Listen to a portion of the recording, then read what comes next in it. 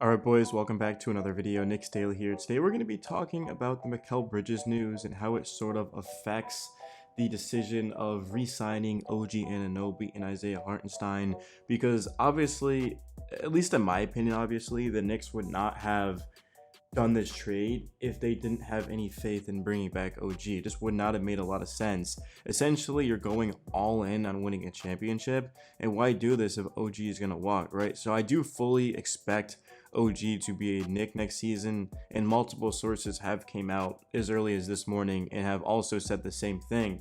The question is, what happens to Isaiah Hartenstein? Because the Knicks right now have $50 million to spend. Let's say that OG goes for $35 million, because that's apparently where the bidding is starting. Well, now all of a sudden you have $15 million for Hartenstein, and certainly he's not taking that, because he could get anywhere from 20 to 25 million a year, because the way the NBA is constructed right now, you just don't find contracts like Mikal Bridges. The dude's making 24 million annually, which is a steal. I mean, you look at Brunson and Bridges, that's what, 48 million annually combined. You know, Paul George is making the same as that. He's gonna be making more. So the Knicks have some great budget contracts. Certainly Miles McBride's another one. You know, Julius Randle's a guy that's gonna get extended. But overall, the Knicks roster is far from set in stone, because I do expect OG to come back, but now you have that 24th and 25th overall picks in tonight's draft. Now I'm leaning towards the Knicks make both of those picks, or they actually try to get, let's say, another second round pick. They have the 30th overall pick, because second round picks are cheaper than first round picks. The Knicks need to save as much money as they can with those final roster spots, but it's also they want guys that they believe can develop for their future, because at the end of the day, the Knicks did trade 5 first round picks. 4 were unprotected, 1 was protected. They had a pick swap, which is unprotected, and then of course a second round pick. So the Knicks gave up a lot of their future assets in hopes that Mikal Bridges will put them over the top. And I do think that it's just not very fair how many people are saying that, oh, well, Mikal Bridges isn't an all-star. Mikal Bridges is an elite level role player. He doesn't have to be an all-star. The contract value is one thing. The chemistry that he has with Brunson, Hart, and Devo, his ability to defend and shoot the basketball. You look at Bridges, the first half of last season, he averaged 22, 5, and 4. And now we're talking about that type of player who's an elite defender, can switch multiple positions, who's got length and size. He's coming over to the Knicks, a team that won 50 games. Imagine how many games the Knicks will win with OG, Randle, Bridges, Brunson, Devo, Hart, McBride, and then whoever else, because at this point I have no clue who's even going to be on the roster. I genuinely have no clue. I mean, we certainly know that the guys I just named are going to be there. Precious Achiuwa is a restricted free agent. Alec Burks is unrestricted. Mitchell Robinson's been on the trade block, but with Hartenstein unlikely to resign, do we keep Mitch? Jericho Sims, we'll have to make a decision with his contract. I think it's probably going to come down to Mitchell Robinson remains our starting center, and then we draft a backup big behind him. Or there was a report this morning that the Knicks could look to target Andre Drummond, who's a guy we know that can rebound the basketball. A very funny character. I think he would fit this roster well. Me personally, I don't trust Mitchell Robinson in a rookie big. I simply don't. I think that could be the difference between us winning and losing a championship. It's more so of Mitch's durability concerns. Also, you guys know that I've spoke multiple times on this channel about Mitchell Robinson. I don't want to personally attack him. I just don't know if he has that mindset, man.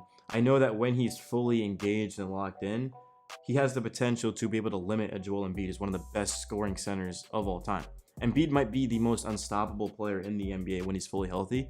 I think Mitchell Robinson can make it tough on him, and that says a lot about Mitch, but it's also the injuries, it's also his lack of focus at times, lackadaisical. I mean, I think Isaiah's a better fit, but if we do bring back Mitch, I think we need another veteran big behind him, just in case something were to happen, like Drummond, for example. I mean, we can't rely on a 19 or a 20-year-old rookie to be able to step in and play center for a team trying to win a championship against the Celtics. Like, it's just not very realistic, in my opinion.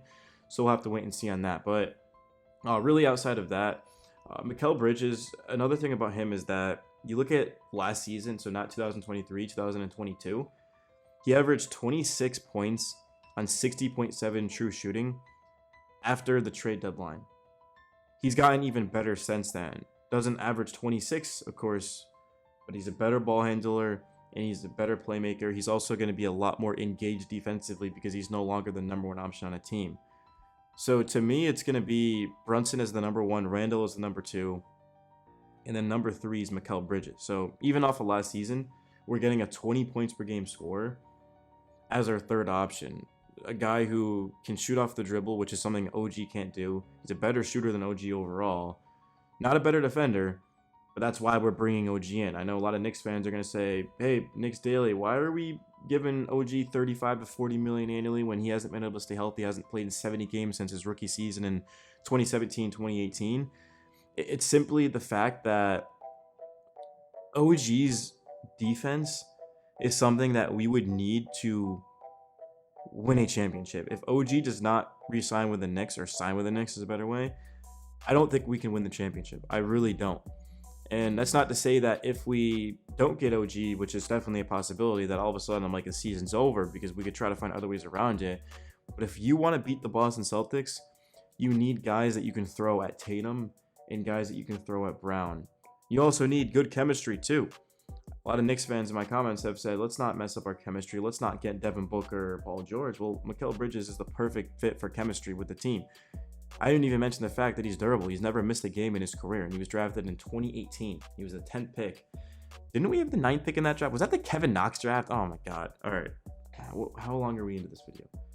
6:30. I was about to end the video, but it's a little too early. So moving off of that, so let me tell you guys the picks that we have after the trade, because we gave up a lot of them. So we have 24 and 25 tonight. We have 38 overall. Let me know down in the comment section, guys. Would you be okay with using the 38th overall pick on Bronny James? I'm just kidding. I don't think any Knicks fans would do that. But 2025, we have a first-round pick via Detroit, top 13 protected. First-round pick via Washington, top 10 protected. Second-round pick via Brooklyn. Second-round pick via Detroit, top 55 protected. 2026, we have our first-round pick. Second-round pick via Minnesota. Second-round pick via Brooklyn. 2027, second-round pick. 2028, first-round pick. Brooklyn owns the right to swap. Second-round pick via Indiana or Phoenix. 2029, second-round pick via Indiana or Washington. 2030, first-round pick, second-round pick. And then 2031, second-round pick. So you can see that we do not own a first in 2027, 2029, 2031. There is a chance that down the line those picks end up being good, but at the same time, Bridges is 27 years old. Brunson is 27 years old. Dante DiVincenzo is 27 years old. Josh Hart is 29 years old. Julius Randle, 29 years old.